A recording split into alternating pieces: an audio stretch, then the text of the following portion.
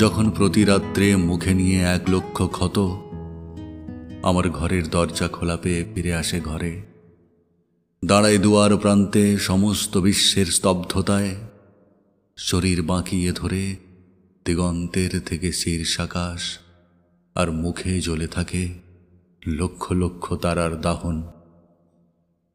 অবলম্বহীন ওই গরিমার থেকে ঝুঁকে পড়ে, মনে হয় এই বুঝি ধর্মাধর্ম জ্ঞানহীন দেহ মুহূর্তে মূর্ছিত হলো আমার পায়ের তীর্থতলে। শূন্য থেকে শূন্যতায় নিরাকার অস্ফুট নিঃশ্বাস মধ্যযামিনীর স্পন্দে শব্দহীন হলো।